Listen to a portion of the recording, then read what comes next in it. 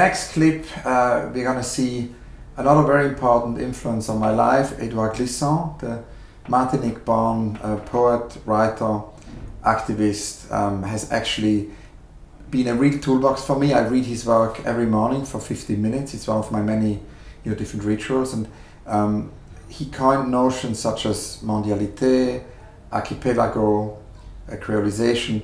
What is of course very important is his idea of mondialité for our time, because Glissant describes, coming from an island, Martinique, that it's not because one changes in the contact with the other islands surrounding that one would lose one's identity. On the contrary, one's identity would actually become richer, would become more interesting, more complex through this exchange. And I think that that's such a relevant statement for our time, because Glissant anticipated that on the one hand the world would face the dangers of homogenizing forces of globalization, which could erase all differences, yet at the same time he saw the danger of a counter-reaction against globalization, which would be as bad, which would actually lead to new forms of lack of tolerance, to new forms of nationalism, etc., etc. So he said we need to resist both. We need to resist this very reactionary counter-reaction, and we need to resist the homogenizing globalization, and we need to come up with a third way, which he calls mondialité, which is basically a daily negotiation where we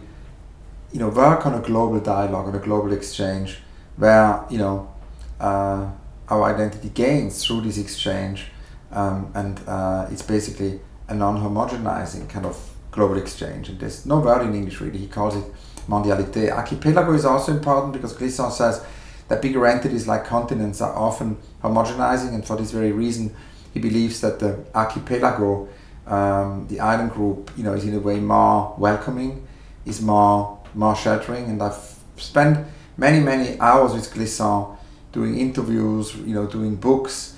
But of course, my friend Mantia Diawara did the ultimate film on Glissant, because he actually filmed him over a long time. He went on a boat trip with him when Glissant went from Europe to the United States by boat, and accompanied him there. And what we're going to see now is an extract from this extraordinary documentary.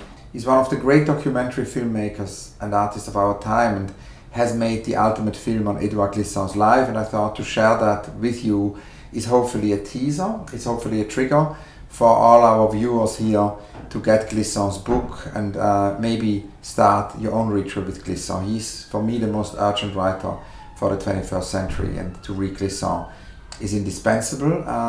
So let's watch Mantia and Edouard Glissant.